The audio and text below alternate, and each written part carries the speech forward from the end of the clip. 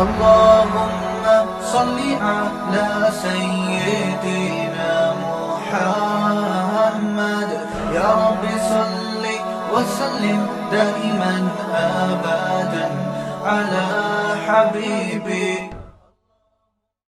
نبی کی 9 بیویاں ہیں. جب ان ازواج نے آپ سے مانگا کہ بھئی ہمارے گھر میں 40 دن چولہا نہیں جلتا، پیسے نہیں ہیں، راشن نہیں ہے، تو آپ صلی اللہ علیہ وسلم نے کیا فرمایا؟ قرآن کی آیتیں نازل ہوئیں. یا ایھا النبی قل لازواجک، آپ اپنی بیویوں سے کہہ دیجئے اگر تمہیں دنیا کی دولت چاہیے تو میں تعالینا امتعکن، میں تمہیں پیسے دے دیتا ہوں، واسرحکن سراحا جمیلا، اور عزت کے ساتھ تم سب کو رخصت کر دیتا ہوں.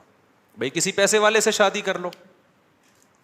کیوں اللہ نے ہمارے نبی کے لیے غربت کو سلیکٹ کیا تھا؟ حالانکہ آپ مالدار بننا چاہتے بن سکتے تھے، لیکن نبی آخری نبی ہے نا، تو اس میں کیا حکمتیں ہیں وہ میں بھی نہیں چھیڑوں گا. ہمارے نبی کی جو غربت تھی وہ اختیاری تھی. اختیاری کا مطلب آپ نے خود اپنے آپ کو مسکین رکھا ہوا تھا. یہ نہیں کہ آپ کے پاس پیسہ نہیں تھا، پیسہ آتا تھا سارا صدقہ کر دیتے تھے.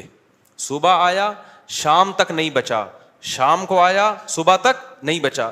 لیکن مجھے اور آپ کو اس طرح کرنے کی شریعت میں اجازت نہیں ہے کہ آج سے پتہ چلے آپ نے سارے بینک خالی کیے، سارا سونا وونا گھر کے پلاٹ کی فائلیں والے بیچ باچ کے تمبو لگا کے روڈ پہ آ کے بیٹھ گئے اور بیگم سے کہہ رہے ہو رہنا ہے اسی طرح رہو تمبو میں ورنہ نکلو. یہ آپ کو اجازت نہیں ہے. کیوں نہیں ہے؟ یہ ٹاپک نہیں ہے میرا، کیونکہ میں نے اگر اس ٹاپک پہ چلا گیا تو یہ جو ٹاپک آج لے کے چل رہا ہے وہ چینج ہو جائے گا. بس ابھی فی الحال یقین کر لیں کہ مولوی صاحب اگر کہہ رہے ہیں تو علم کی بنیاد پہ کہہ رہے ہوں گے. تو یہ نبی کے لیے اللہ نے اس طرز زندگی کو سلیکٹ کیا ہے، میرے اور آپ کے لیے یہ نہیں ہے. ہمارے اور آپ کے لیے یہ کہ تمیز سے اچھے بچوں کی طرح کماؤ، کچھ جمع بھی کرو، خرچ بھی کرو، گھر والوں پہ ہاتھ بھی کھلا رکھو، اچھے بچوں کی طرح اس طرح سے زندگی گزارو. فنٹر بننے کی کوشش فرض واجب نماز روزہ یہ پورے کرو بس. لیکن نبی کا معیار اونچا تھا. تو نبی صلی اللہ علیہ وسلم نے فرمایا تعالینا امتعکن واسرحکن سراحا جمیلا، میں تمہیں رخصت کر دیتا ہوں، کسی مالداروں سے شادی کر لو. اس زمانے میں طلاق یافتہ بیوہ کی شادی ہونا کوئی مسئلہ نہیں تھا، ایک سے ایک رشتہ مل جاتا تھا. یہ تو ہمارے زمانے میں نحوست ہے کہ نہیں ہوتی شادیاں. اور اگر تم اسی طرح رہنا چاہتی ہو تو اسی طرح غربت میں میرے ساتھ گزارا کرنا پڑے گا. تو تمام کی تمام امہات نے، نبی نے ان کو طلاق کا باقاعدہ اختیار دیا. یہیں سے علماء نے مسئلہ نکالا ہے کہ طلاق مرد خود بھی دے سکتا ہے، بیوی کو طلاق کا اختیار بھی دے سکتا ہے.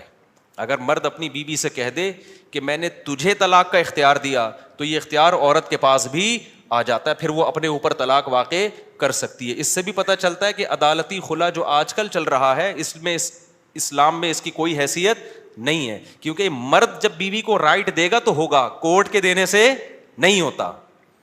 جج صرف اپنی بیوی کو طلاق دے سکتا ہے، دوسروں کی بیویوں کو جج طلاق نہیں دے سکتا. یہ بار بار بیان کرتا رہا ہوں میں، کیونکہ دنیا کا نظام چینج ہو رہا ہے، ہر جگہ ایسا ہی ہو رہا ہے. یہ جو آج کل سسٹم چینج ہو گیا نا، تو اب کیا ہے، اللہ یہ کہ چند صورتوں میں جج بھی دے سکتا ہے، وہ الگ ٹاپک ہے.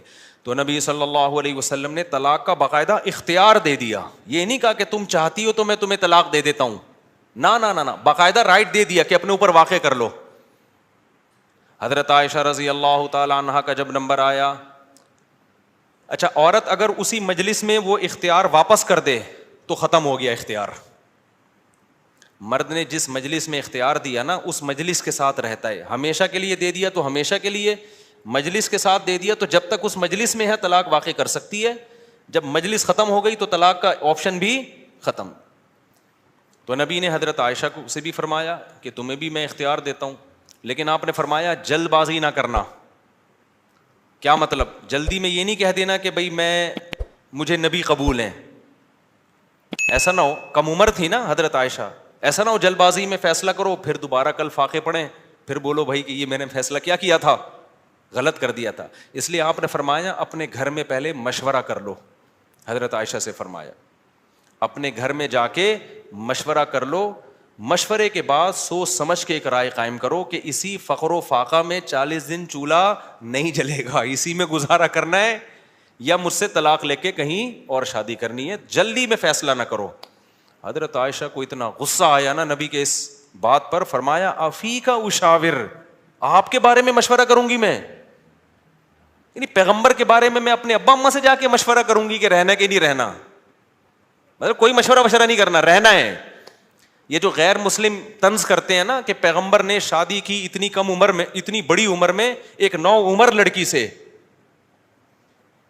تو اس نو عمر لڑکی کو طلاق کا اختیار دیا جا رہا ہے, اور وہ کہہ رہی ہے کہ آپ کے بارے میں نے کسی سے مشورہ نہیں کرنا. یہ سوال ہی غلط ہے. افی کا اشاور, یہ کیسے ہو سکتا ہے؟ آپ جیسا شوہر مجھے کہاں ملے گا؟ کوئی مشورہ نہیں, آپ کے ساتھ ہی رہنا ہے.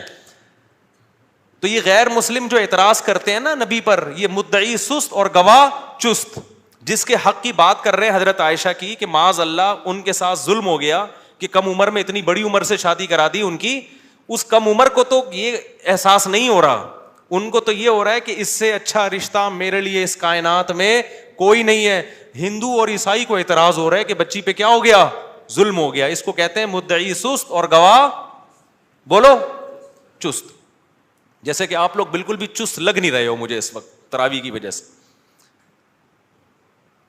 تو یہ خود ہمارے پیغمبر کی ایک بہترین سیرت ہے کہ اتنی عمر میں ہو کے ایک کم عمر سے, نو عمر سے نکاح کیا, اور کھلانے پلانے کو بھی کچھ نہیں ہے, اور 8 سوکنے بھی ہیں, پھر بھی وہ کہہ رہی ہیں کہ آپ کے بارے میں مشورہ بھی نہیں کرنا میں نے.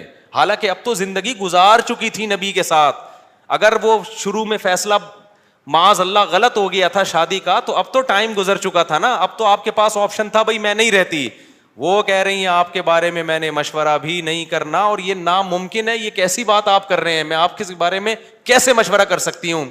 خدا کی قسم کسی غیر مسلم میں غیرت ہوگی نا, غیرت, بھٹ دھرم اور ضدی نہ ہو, اس بات کو پیغمبر کی نبوت کی دلیل سمجھ کے محمد صلی اللہ علیہ وسلم پر ایمان لے کر آئے گا کہ آپ جیسی پاکیزہ سیرت اور آپ جیسے کامیاب شوہر اس کائنات میں گزرے نہیں ہیں. آج کوئی 50 سال کا 9 سال کی سے کر کے دکھائے, چند دن گزارے اور کھلانے کو روٹی بھی نہ ہو, اچھی بھلا جو بیوی ہوگی نا وہ مارکیٹ سے کیا ہو جائے گی؟ شارٹ ہو جائے گی. بلکہ آج جو مارکیٹ سے شارٹ ہو رہی ہیں بیویاں وہ والی ہو رہی ہیں جو جوڑ کی شادیاں, جو ظاہری اعتبار سے بھی جوڑ کی شادیاں. 25 سال کے لڑکے کی 24 سال کی لڑکی سے شادی ہو رہی ہے, 25 سال کا یہ PhD بھی ہے, پروفیسر بھی ہے, اور کروڑ روپے کما بھی رہا ہے, اور بیگم غریب بھی ہے. پھر بھی جس دن مارکیٹ سے آٹا شارٹ ہوا, بیگم اسی دن مارکیٹ سے شارٹ ہو گئی. آٹا شارٹ ہونے کی فکر اتنی نہیں ہوتی جتنی اس کو بیگم کے شارٹ ہونے کی. ہمارے پاس تو کیسز آ رہے ہیں نا, کورٹ میں بھی آ رہے ہیں. ذرا سا بے روزگار ہوا, بیگم شارٹ. وہ کہتی تیرے میں ہے کیا جو میں تجھ سے تیرے ساتھ رہوں؟ ایک آٹا دے رہا تھا وہ بھی نہیں ہے بھائی. تو یہ محمد صلی اللہ علیہ وسلم کے بہترین شوہر ہونے کی دلیل. میدان جنگ میں آپ سے بہترین کمانڈر کوئی نہیں, سیاست میں آپ سے بہترین سیاست کسی کے پاس نہیں, گھر میں آپ سے بہترین شوہر کوئی نہیں. ایک ہی وقت میں تمام بہترین صفات اللہ نے اکیلے محمد صلی اللہ علیہ وسلم میں جمع کر دی, جبکہ اسباب اور وسائل بالکل بھی نہیں ہے. اسباب اور وسائل تو پیسے کو بولتے ہیں نا, وہ بالکل بھی نہیں ہے. اب میں وہ اس واقعے کی طرف آتا ہوں. اب مجھے بتاؤ, ہاں تو میں آپ سے یہ کہہ رہا تھا کہ بیگم صاحبہ کو خوب اچھا کھلائیں, جو خود پہنے اس کو پہنائیں, جو خود کھائیں اس کو کھلائیں. لیکن قدرت کی طرف سے اگر غربت آ گئی ہے بھائی تو پھر ٹینشن لینے کا نہیں ہے. پھر بیگم اگر کہتی ہے نہیں رہنا, کوئی بات نہیں بیگم, میں تو یہی کچھ کھلا پلا سکتا ہوں, رہنا ہے رہو, نہیں تو پتلی گلی سے نکلو, ہم کسی اور سے شادی کر لیں گے. ایک دم سے نہ نکال دو, پہلے مجھ سے مشورہ لے لینا. بعض دفعہ خواتین غصے میں بھی کہہ رہی ہوتی ہیں مجھے چھوڑ دو, ایک دم وہ غصے میں کہہ رہی ہوتی ہیں, 4 دن کے بعد ان کا موڈ بدل جاتا ہے. خود سے کچھ نہ کرو, مشورہ لے لیا کرو. میرا تو مقصد صرف یہ بتانے کا ہے کہ ٹینشن لینے کا نہیں ہے. ایک تو بے روزگاری کی ٹینشن, اوپر سے ایک اور ٹینشن اپنے اوپر مسلط کرو تو پاگل ہو جاؤ گے. ٹینشن وینشن نہیں, ٹینشن صرف ایک چیز کی لینی ہے بھائی, وہ جو حدیث میں آتا ہے من کانت الآخرۃ ہمہ, جس نے آخرت کو اپنی ٹینشن بنا لیا تو اللہ اس کی تمام ٹینشنوں کو ختم کر دیتے ہیں, اس کی فکریں سمیٹ دیتے ہیں. ہماری ٹینشن بس ایک ہے, آخرت میں بخشش ہو جائے. نہ بیگم ٹینشن ہے ہماری, نہ بچے ہماری ٹینشن ہے, نہ کوئی اور ہماری ٹینشن ہے, نہ گورنمنٹ ہماری ٹینشن. میری ٹینشن یہ ہے کہ مجھ سے قیامت کے دن سوال ہوگا, میں اس سوال میں پورا اترتا ہوں یا نہیں. اب آٹا مہنگا ہونے کی ٹینشن ہم کیوں نہیں لے رہے کہ ہماری وجہ سے نہیں ہوا, میری وجہ سے ہوا ہوتا نا تو میں ٹینشن لیتا کہ آخرت میں چترول کس کے لگیں گے, میری وجہ سے تھوڑی ہوا ہے. اب اگر ہمارے پاس مسائل ہیں تو مہنگا آٹا خریدیں گے, وسائل نہیں ہیں تو بیگم کو بولیں گے پاپے چائے میں ڈبو کے. پاپے بھی آٹے کے بنتے ہیں. آہستہ آہستہ, اللہ نہ کرے ہمیں وہ حالات نہ آئیں, ابھی تو اللہ کھلا پلا رہا ہے, لیکن اگر اللہ نہ کرے, خدا نہ خواستہ ایسے حالات آئیں تو بھائی وہی گزارا کرو, 2-3 کھجوریں کھا لیا کرو صبح شام. مرتا نہیں ہے بھوک سے اتنی جلدی انسان, اور جب آپ بھوکے رہو گے نا ایک دم کولیسٹرول کم ہوگا, جوان ہو جاؤ گے. میں آپ کو بتاؤں, ابھی تو ڈاکٹر کہہ رہے ہیں کہ بھوکا رہنے سے بہتر کوئی جوان ہونے کا نسخہ نہیں ہے, تو ڈاکٹر بھی اس طرف آ گئے ہیں, اگرچہ کھا دبا کے رہے ہیں, وہ بھی مشورے اس طرح کے دے رہے ہیں. تو خیر, اب دیکھو حضرت ابو سعید خدری رضی اللہ تعالی عنہ نبی کے پاس آئے, سارا گھر لٹا دیا. ایسے موقع پہ جب کوئی آئے گا تو اس کو کیا مشورہ دیا جائے گا؟ بھائی سب سے زیادہ ان کو راشن دیا جائے, تسلیاں دی جائے. لیکن نبی کے سامنے آئے, ہاتھ پھیلایا, یا رسول اللہ میری ماں نے بھیجا ہے, باپ بھی شہید اور بھائی بھی شہید, اور احد میں آپ کی خاطر شہید ہوئے ہیں, آپ نے کہا تھا لڑائی کے لیے جاؤ. نبی نے فرمایا من یستعفف یعفہ اللہ, یاد رکھو جب تک آخرت میں ایمان نہیں ہے نا, غیرت کے علاوہ سب کچھ آئے گا آپ کے اندر. میں نے بڑے بڑے لالچی لوگ دیکھے, داڑیاں ٹوپیوں والے, ایسے نور ان کے چہروں پہ برس رہے ہوتے ہیں نا, آدمی کہتا ہے پتہ نہیں کہاں سے نور کی کریمیں لگائی ہیں اس نے. ایسے مکار لچڑ ہوتے ہیں نا کہ آپ کی سوچ ہے, مذہب کا منجن بیچتے ہیں. میں نام لے کے بتا سکتا ہوں کون کون یہ کام کر رہا ہے, لیکن فتنہ کھڑا ہو جائے گا. نام لے کے بتا سکتا ہوں کون داڑھی ٹوپی کا منجن بیچ رہا ہے.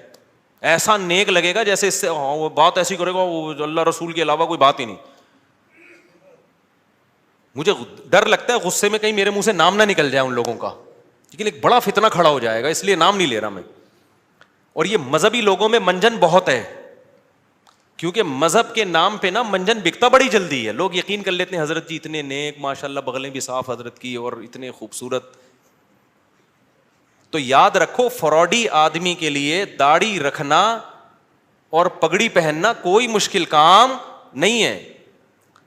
فراڈی یہ کام کر بھائی داڑھی ٹوپی داڑھی رکھنا ضروری ہے, لیکن یہ بھی تو ہو سکتا ہے چور نے داڑھی رکھی ہو لوگوں کو الو بنانے کے لیے.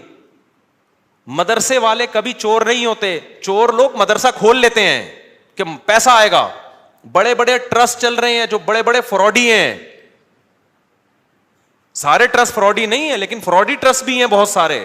مجھے خود ایک وکیل نے بتایا کہ جب کسی آدمی کو کروڑ پتی بننا ہوتا ہے نا, اور گاڑیاں منگوانی ہوتی ہیں کسٹم پے کیے بغیر, تو وہ ٹرسٹ کھول لیتا ہے. اس نے مجھے بتایا کتنے لوگوں نے ٹرسٹ کھولے ہوئے پاکستان میں, دبا کے نوٹ چھاپ رہے ہیں. تو یہ دھندے پاکستان میں سب سے زیادہ ہوتے ہیں, دنیا میں اتنے زیادہ بولو نہیں ہوتے. لیکن ہماری قوم اندھی ہے خدا کی قسم, غصہ آ رہا ہے مجھے. اور رمضان میں تو طبیعت سے چورن بکتا ہے, اٹھا اٹھا کے پھینک رہے ہیں پیسے, یہ لے یہ لے یہ لے. ابے دیکھ نہیں رہے یار یہ کیا کر رہا ہے, یہ اتنا اندھا اعتماد تمہیں اللہ نے ایک پیسہ کی نعمت دی, اس کو برباد تو نہ کرو نا تم. ایک اور کام رمضان میں ذہن میں رکھو, موضوع سیٹ رہا ہوں فوراً آ رہا ہوں پھر اس طرف. ایک اور کام, کیونکہ رمضان میں منجن زیادہ بکتا ہے. دیکھو دینی مدرسوں کا جتنا میں قائل ہوں نا, آپ نہیں قائل. میں اگر یہاں بیٹھا ہوں تو مدرسوں کی وجہ سے بیٹھا ہوں, اللہ مجھ سے جو ٹوٹا پھوٹا دین کا کام لے رہا ہے. لیکن مدرسے میں چندہ دینے سے پہلے سوچو یہ قابل اعتماد مدرسہ ہے یا نہیں ہے. بہت دفعہ ایسا ہوتا ہے کہ آپ کو میں پیسہ کمانے کا طریقہ بتا رہا ہوں, غلط طریقہ. آپ اگر بے روزگار ہیں نا, پاکستان میں بے روزگاری ایک بہت بڑا مسئلہ ہے, لیکن یہ مسئلہ میں آپ کا 2 منٹ میں کیا کر رہا ہوں, ختم کر. جہنم میں تو جاؤ گے لیکن مسئلہ بے روزگاری کا ختم ہو جائے گا. آپ نے کیا کرنا ہے, آپ نے ایک زمین خریدیں, وہ بھی چندے کے پیسوں سے, ٹھیک ہے نا, کہ بتائیں میں ایک مدرسہ کھولنا چاہتا ہوں. اس سے پہلے آپ کو داڑھی رکھیں, آپ داڑھی, کیونکہ لوگ پھر اس پہ زیادہ اعتماد ہے, اور پگڑی باندھیں. مولانا طارق جمیل صاحب کے ساتھ 6 سیلفیاں, مفتی طارق مسعود صاحب کے ساتھ 7 سیلفیاں. مفتی صاحب کے پاؤں دبائیں, میرے پاؤں دبائیں, سر میں مالش کر کے چپکے سے ویڈیو بنائیں کہ دیکھو میں مفتی صاحب کی خدمت کر رہا ہوں, میں گلے مل رہا ہوں, ویڈیو بنائیں. مولانا طارق جمیل صاحب کو ہدیہ دیتے ہوئے ویڈیو بنائیں, ٹھیک ہے. ایک بیان ان سے اپنے حق میں کروا لیں گے, بہت اچھا ہے, آدمی بیان تو کر ہی دیتا ہے نا. میرے پاس بھی کوئی آئے گا, اچھا ہی لگ رہا ہے بھائی, اچھا ہے ماشاء اللہ. چند چیزیں اس طرح, ڈاکٹر ذاکر نائک سے ملاقات ہو جائے تو سبحان اللہ, ایک آدھ سیلفی وہاں سے لے لی آپ نے. اور پھر آپ نے کیا کیا ہے, ایک دو دفعہ غریب کو گلے ملتے ہوئے رو لیں, پیاز کاٹ کے جائیں, آنسو پہلے نکلیں گے, ایک دم رو کے ایک تصویر بنا لیں, غریب کو مل کے رو رہے ہیں. بہترین, خدا کی قسم ایسا طریقہ ہے نا, تم نوٹ تمہارے پاس نا رکھنے کی فرصت نہیں ہوگی یار, کدھر رکھوں, تھیلے بھر گئے سارے. اس کے بعد آپ نے کیا کرنا ہے, آپ نے اناؤنس کرنا ہے میں ایک مدرسہ بنا رہا ہوں, یتیم خانہ کھول رہا ہوں. آپ نے 4 دیواری کھڑی کی, اس میں 4-6 یتیم بچے, آپ جائیں وہاں سے کچھ بچے ادھار لیں. ادھار کا مطلب کوئی اپنے بچے دیتا تھوڑی ہے, ان کو بولیں کہ ہم کچھ دن ان کو کھلائیں گے پلائیں گے, تو مائیں دے دیتی ہیں, چلو یار کچھ دن کیا, قرآن بھی پڑھائیں گے, تو قرآن پڑھ رہے اس بہانے. یہ آپ کو پتہ ہے, اللہ کو پتہ ہے, وہ 4-6 یتیم بچے جو شکل سے بھی یتیم لگ رہے ہوں, اور اگر یتیم نہ بھی ہوں تو وہ بچے جو لگ رہے ہوں یتیم شکل سے, بعض یتیم ہوتے نہیں ہیں, لگتے ہیں یتیم, اللہ کی طرف سے ڈیزائننگ کچھ اس طرح کی ہوتی ہے, ٹھیک ہے, وہ لگ کیا رہے ہوتے ہیں, یتیم لگ رہے ہوتے ہیں. رمضان میں بہترین بزنس, تو آپ نے وہ 4 دیواری میں 8, 10, 15, 20 جتنے ہو سکے ایک بھی لے آؤ گے نا تو دھندا تو چلنا شروع ہو جائے گا. وہ یتیم بچے لا کے ڈال دیے. پھر اس کے بعد آپ اپنی 2-4 نمازوں کی تصویریں دعا مانگتے ہوئے, ٹھیک ہے نا, اور پھر آج کل خلافتیں بھی مل جاتی ہیں, ایک آدھ بزرگ کے تھوڑا سا کچھ, آپ جو 2 نمبر قسم کے بزرگ ہوتے ہیں, ہدیے ودیے دیے اور تھوڑا سا خلافت لے لی وہاں سے. اس کے بعد پھر میرے بھائی, اب جو آپ کے پاس پیسہ آئے گا نا, آپ آگے آگے اور پیسہ آپ کے پیچھے پیچھے. لوگ کہیں گے یار یہ میری طرف سے بکرا, 10-10, 20-20 لوگ بکرے لا رہے ہوں گے, 9 بکرے آپ کے گھر میں, ایک بکرا کاٹ کے بچوں کو کھلا دو. لوگ سمجھ رہے ہوں گے دیکھو بکرا کھلا رہا ہے نا, یہ لوگ یہ تھوڑی دے رہے ہوں گے کم بخت کھلا کتنا رہا ہے, اور 9 تو گھر میں پہنچائے ہیں اس نے, اور وہ قصائیوں سے ان کے رابطے ہیں, وہ بک رہے ہیں مارکیٹ میں. گاڑیاں بڑی بڑی لینڈ کروزر جیسی گاڑیاں, بھائی کس کی, مدرسے کی گاڑی ہے بھائی, تیرا ابا تو سائیکل بھی نہیں چلاتا تھا, تیرے پاس اتنی بڑی گاڑی کہاں سے آ گئی, تو کون ہوتا ہے مجھ سے پوچھنے والا, وہ یہ جواب دے گا آگے. ایسی لگژری لائف ہوگی نا. ان 6 یتیم بچوں کو ادھار لیا تھا واپس کر کے, اب سچی مچی کا یتیم آنا شروع ہو جائیں گے. جب پتا چلے گا نا یہ لوگ کھانے میں بکرے کھلاتے ہیں, تو پھر تو جو یتیم نہیں بھی ہیں, ابا کہے گا یار اس کو یتیم ہی فرض کر کے میرے بچے کو بھی یہاں داخل کر لے, بلکہ میرے ابا بھی مر گئے تھے, میں بھی یتیم ہی ہوں. ایسا نوٹ چھاپنے کی مشین بنو گے, بنے ہوئے ہیں لوگ, بنے ہوئے ہیں. بڑے بڑے مدرسوں کے نام پہ فراڈ ہو رہا ہے. میں نہیں کہہ رہا مدرسے فراڈی ہوتے ہیں, فراڈی لوگ بھی مدرسہ بناتے ہیں. اب آپ نے یہ نہیں کرنا کہ مدرسوں کو دینا بند کر دیں, اس سے تو اچھے مدرسے بھی بند ہو جائیں گے. آپ نے تحقیق کرنی ہے کون واقعی دیندار لوگ ہیں, امانت دار لوگ ہیں, کام کر رہے ہیں, اور کون ایسے ہیں جو داڑھی اور پگڑی کے نام پہ منجن بیچ رہے ہیں. یہ آپ نے کرنا ہے, نہیں تو قیامت کے دن الٹے لٹکے پہ ہوگے. بہترین بزنس ہے یہاں پہ یہ. اچھا خیر, ہم آگے چلتے ہیں میرے بھائی. تو اب کیا تھا کہ حضرت ابو سعید خدری رضی اللہ تعالیٰ عنہ کو نبی نے کیا فرمایا. میں یہ عرض کر رہا تھا کہ آخرت ہوگی نا تو غیرت ہوتی ہے. یہ بہت بڑی اللہ کی نعمت ہے کہ آپ کا ہاتھ اللہ کے سوا کسی کے سامنے نہ اٹھے. اللہ سے مانگا کرو, یہ اسباب بھی اختیار کرو پیسہ کمانے کے, کیونکہ جو اسباب اختیار نہیں کرتا اللہ اس کی مدد نہیں کرتا. اگر گھر میں پڑے ہوئے ہو, محنت نہیں کر رہے اور کہہ رہے ہو کہ بس اللہ ہی دے گا, تو پھر اللہ آپ کو بھکاری بنائے گا. یہ یاد رکھنا. آپ نے کیا کرنا ہے, اپنی پوری کوشش کرنی ہے پیسہ کمانے کی, دماغ لگانا ہے. کیوں؟ رزق حلال عین عبادت ہے. الکاسب حبیب اللہ, محنت کر کے کھانے والا وہ اللہ کا دوست ہے. تو اب کیا ہے, ہمارے نبی نے حضرت ابو سعید خدری سے فرمایا کہ من یستعفف یعفہ اللہ. کیا مطلب؟ جو اپنے آپ کو رسوا ہونے سے بچانا چاہتا ہے, عفت کا مطلب رسوا ہونے سے بچانا, دامن داغدار نہ ہو, ذلیل ہونے سے بچانا چاہتا ہے. اس سے پتہ چلا مانگنا کیا ہے, بول لو نا, ذلت ہے. ہاتھ پھیلانا کیا ہے, ذلت. تو جو چاہتا ہے کہ میں ذلیل نہ ہوں, ہمیں تو پتہ ہی نہیں کہ یہ ذلت ہے. ہم تو سمجھتے ہیں میں اتنا چونا لگاتا ہوں بندے سے 2 منٹ میں اتنے پیسے نکلوا لیتا ہوں, یہ میرا کمال ہے. ایک چور کو پکڑا نا, کورٹ میں لے کر گئے, عدالت نے کہا یار تم نے اتنی خوبصورتی سے چوری کی, کسی کو پتہ ہی نہیں چلا. چور کہتا ہے شکریہ سر, آپ نے میری اتنی تعریف کی, اتنا زبردست چور ہوں میں. جج نے کہا کم بخت میں تیری تعریف نہیں کر رہا, تیری برائی کر رہا ہوں. تو نبی نے فرمایا من یستعفف یعفہ اللہ, جو اپنے آپ کو رسوا ہونے سے بچانا چاہتا ہے اللہ اسے رسوائی سے بچاتا ہے. اب سوال پیدا ہوتا ہے کہ رسوائی سے تو بچ جائیں گے لیکن ٹینشن تو ہے نا, فاقے تو پڑ رہے ہیں, مصیبت تو ہے. اگلا جملہ نبی نے فرمایا وَمَن يَتَصَبَّرْ, جو اللہ سے صبر مانگتا ہے, يُصَبِّرْهُ اللَّهُ, اللہ اسے صابر بھی بنا دیتا ہے. اس ٹینشن میں اللہ سے مانگو صبر, تو اللہ کیا کرے گا؟ صبر دے دے گا. جیسے موسیٰ علیہ السلام کی ماں نے جب حضرت موسیٰ کو صندوق میں رکھا نا بچے کو, تو فرعون نے پکڑ لیا اس بچے کو. اب قرآن کہہ رہا ہے موسیٰ کی ماں دل برداشتہ ہو گئی, میرا بچہ کس کی گود میں چلا گیا ہے؟ فرعون کی. ماں تو ایک دم ہو جائے گی نا. اگر جا کے بتا دیتی کہ میرا بچہ ہے, فرعون نے فوراً قتل کر دینا تھا اس کو. لیکن عورت جذباتی ہوتی ہے, وہ انجام نہیں دیکھتی, وہ جذبات سے مغلوب ہوتی ہے. لیکن قرآن کہتا ہے وَرَبَطْنَا عَلَىٰ قَلْبِهَا, ہم نے موسیٰ کی ماں کے دل کو باندھ دیا. کیا بلاغت ہے قرآن کی. موسیٰ کی ماں کے دل کو کیا کر دیا؟ رسیوں سے باندھ دیا, جیسے ہلے نہیں اپنی جگہ سے, دل برداشتہ نہ ہو. یہ قرآن کی بلاغت ہے, یعنی صبر کی توفیق دی. اس صبر کی توفیق کو بیان کرنے کے لیے قرآن کیا کہتا ہے؟ موسیٰ کی ماں کو کے دل کو ہم نے رسی سے کیا کر دیا؟ ایسے کس کے باندھ دیا, ہلے نہیں بھائی. جیسے کسی بندہ ہل رہا ہو نا, آپ اسے رسی سے کس کے بالکل بند کر دو, اب وہ گیا, یعنی وہ ہلنا بھی چاہے تو نہیں ہلے. تو اس سے پتہ چلتا ہے کہ بعض دفعہ انسان بے صبرا ہو رہا ہوتا ہے, لیکن اللہ کی طرف سے اس کو ایسی توفیق ملتی ہے کہ اللہ اس کے دل کو رسیوں سے باندھ دیتے ہیں. ہلنا نہیں, چپ کر کے تمیز سے بیٹھا رہے, مجھ پر اعتماد اور توکل کر. اسی لیے قرآن میں نبی کو اللہ نے فرمایا وما صبرک الا باللہ, اے نبی آپ صبر کریں لیکن آپ کا صبر اللہ کی توفیق کے بغیر نہیں ہوگا. یہ صبر بھی آپ نے اللہ سے مانگنا ہے. تو نبی نے فرمایا جو صبر کرنا چاہتا ہے اللہ اس کو صبر کی توفیق دیتا ہے. آج ڈپریشن اس لیے بڑھ رہی ہے کہ صبر کرنا چاہتے ہی نہیں ہے. جو ٹینشن آئی, جو مصیبت آئی, بس نکال دو فوراً جا کے. جو پہلے آ گیا نا وہ پٹتا ہے. آپ جب غصے میں بیٹھے ہو تو جو شروع میں آ گیا نا وہ اس کا کیا ہو گیا؟ بیڑا غرق ہو گیا. اس کے بعد حدیث دیکھو, حضرت ابو سعید خدری واپس چلے گئے.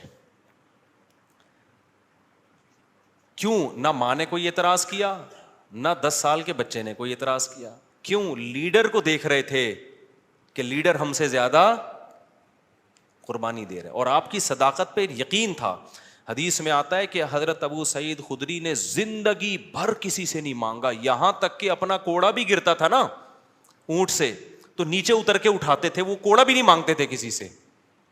حالانکہ یہ تو ٹھیک ہے کوئی کوڑا دے دو مجھے میرا کوڑا, لیکن نہ نہ نہ نہ بس نہیں, تو مطلب نہیں, اب سب کچھ خود کرنا ہے, اب نہیں مانگنا کسی سے کوڑا.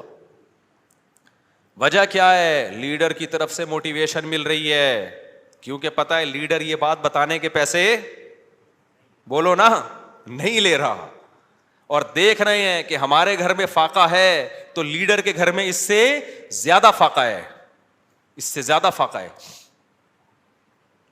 تو اس لیے آپ اگر گھر میں سربراہ ہیں نا, بچوں کو انسان کا بچہ بنانا چاہتے ہیں تو پہلے خود انسان کا بچہ بننا پڑے گا. یہ میں اصل میں ایکچولی میں یہ کہنا چاہ رہا تھا, جس کے لیے پورا میں نے واقعہ سنا ہے. اصل آپ کون سا میدان جنگ میں جا رہے ہو, جہاد میں جا رہے ہو, ماں باپ اور بھائیوں کو کٹوا رہے ہو آپ. تو ایکچولی جو میں بات عرض کرنا چاہ رہا تھا کہ اگر آپ چاہتے ہو کہ آپ کی بیوی انسان کی بچی بن کے رہے تو آپ کو پہلے انسان کا بچہ بننا پڑے گا.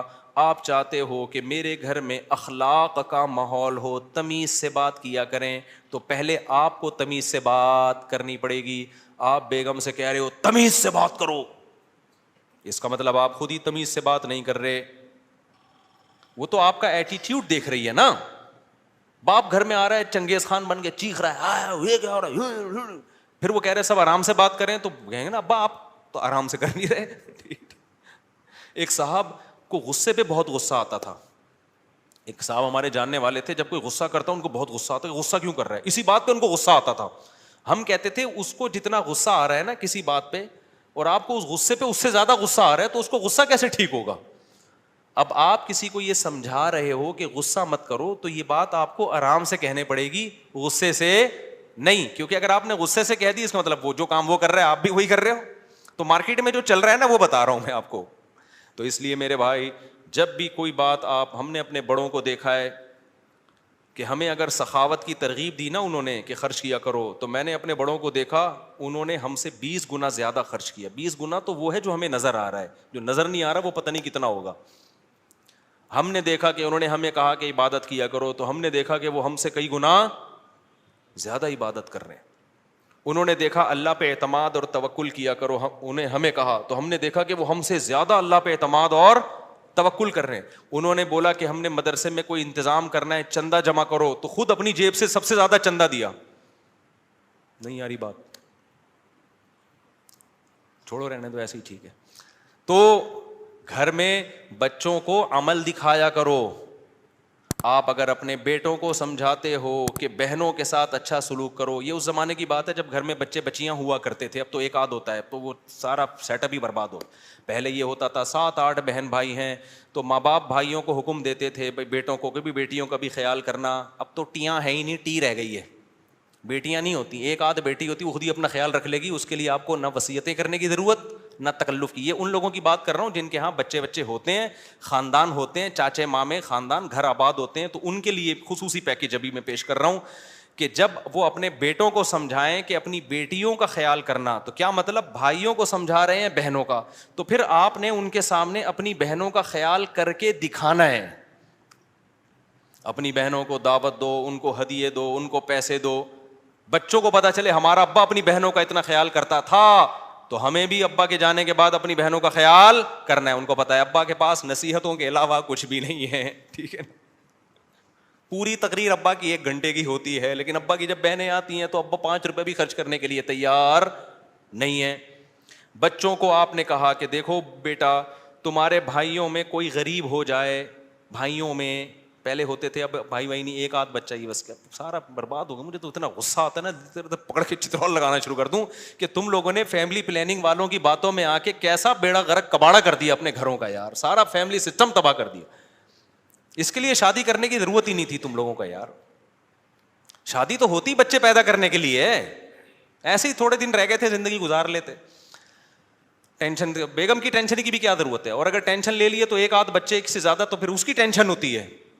بچوں کی وجہ سے تو بیوی کو پال رہا ہوتا ہے آدمی. خیر اب یہ باتیں پھر خواتین ناراض ہوتی ہیں, ویسے بھی پالتا ہے, ایسا نہیں ہے صرف بچوں کی وجہ سے, تو بلکہ پالتا کہاں ہے, خود پلتی ہیں. تو میرے بھائی میں یہ عرض کر رہا تھا کہ آپ نے بیٹوں کو سمجھانا ہے کہ اگر تمہارے بھائیوں میں سے کوئی غریب ہو جائے تو جس بھائی کو اللہ پیسہ دے گا اس نے اپنے غریب بھائیوں کا خیال کرنا ہے. یہ تقریر جب سمجھ میں آئے گی جب بچے دیکھیں گے ہمارے ابا ہمارے چاچا اور تایا کا خیال رکھتے ہیں. نہیں آ رہی سمجھ. آپ کے بھائیوں میں کوئی غریب ہو جائے نا, ایسا نہ کرو کہ وہ آ کے آپ سے بھیک مانگے, یار اللہ کے نام پہ کچھ دے دے, تو گاڑیوں میں گھوم رہا ہے, کچھ ہمیں بھی دے دے. آپ نے پہلے سے ہی ان کو دینا شروع کر دینا ہے, ان کا حصہ ہے. وفی اموالہم حق للسائل والمحروم وآت ذی القربى حقہ. اللہ کہتے ہیں رشتہ داروں کو ان کا حق دو. تو رشتہ داروں میں تو بھائی بہن سب سے پہلے ہیں بھائی. اللہ کہہ رہی ہے ان کا رائٹ ہے, ان کا حق ہے. آپ کے پاس پیسہ ہے, وہ غریب ہیں, تو میں نہیں کہہ رہا ان کو وہی اسٹینڈرڈ دے دو جو آپ کا ہے, اتنا تو کرو نا کہ کچھ تو تھوڑا سا خیال کرو ان کا. ایک کے پاس پیسہ آ جاتا ہے, دوسرا پیچھے پڑا ہوا ہوتا ہے اور وہ کہتے ہیں تجھے ضرورت کیا ہے, تو ضرورت کیا ہو. بھائی بھائیوں کو بہنوں کو ضرورت کی وجہ سے نہیں دیا جاتا, کس وجہ سے دیا جاتا ہے, رشتے کی وجہ سے دیا جاتا ہے. یہ اللہ کا حکم ہے, اگر آپ آخرت پر ایمان رکھتے ہو آپ کو یہ کرنا پڑے گا. نہیں رکھتے تو جیسے انگریز زندگی گزار رہا ہے, وہ بیوی کو بھی نہیں کھلاتا, وہ ماں باپ کو نہیں کھلاتا, تو آپ بھی نہ کھلاؤ.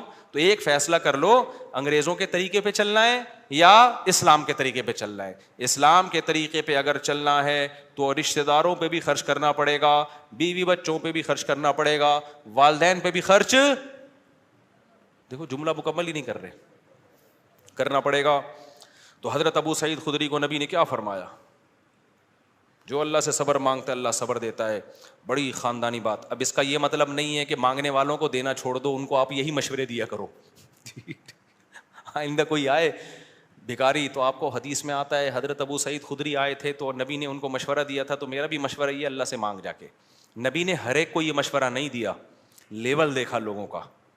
بہت سے صحابہ آئے, نبی نے ان کو دے دیا کہ ان کا توکل کا وہ لیول نہیں تھا. ابو سعید خدری تو لیڈر تھے نا, بعد میں لیڈر بنے ہیں, جنگوں میں کمانڈر بنے ہیں, علم کے مفتی بھی بنے حضرت ابو سعید خدری. ان صحابہ میں ہر ایک مفتی نہیں تھا, چند مخصوص لوگ تھے جو فتویٰ دیا کرتے تھے. تو مذہبی لیڈر تھے نا حضرت ابو سعید خدری, اس لیے ان کو تیار کیا نبی نے کہ ان کا لیول توکل کا اونچا ہوگا. تو اب یہ جو بیچارہ عام بھکاری آ رہا ہے, اس کو وہ والے توکل پہ نہ چڑھاؤ بھائی, ٹھیک ہے نا, جس پہ خود بھی نہیں ہو. ہاں بھکاریوں کو دینا چاہیے نہیں دینا چاہیے, اس میں بہت سوچ سمجھ کے. بھکاریوں میں پروفیشنل لوگ بہت زیادہ ہیں. پورے نا سعودی عرب میں بھکاری لوگ کنٹینر بھر کے لا رہے ہوتے ہیں. ایک ہمارے میں پہلے جہاں رہا کرتا تھا نا, وہاں ایک جاننے والا بندہ تھا, اس کے بارے میں پتا چلا کہ سعودی عرب میں وہ حج کرنے گیا اور بھیک جمع کر کے پورا کنٹینر بک کرایا, اس کا پورا مال اترا ہے کنٹینر یہاں پہ, وہ سارا بھیک کا کنٹینر تھا. تو حج بھی پتہ نہیں بھیک لے کے گیا ہوگا. تو ایسے بھی لوگ ہیں. تو میں یہ نہیں کہہ رہا کہ بھکاریوں کو نہ دیں, لیکن سوچ لیا کریں کہ مستحق ہے بھی یا نہیں ہے. مفتی طارق مسعود صاحب کے بیانات سننے کے لیے youtube.com/مفتی طارق مسعود کو سبسکرائب کریں, اور اگر آپ لائیو ویڈیو کو کبھی بھی مس نہیں کرنا چاہتے ہیں تو سبسکرائب کرنے کے بعد بیل آئیکن پہ کلک کرنا مت بھولیں. جزاک اللہ.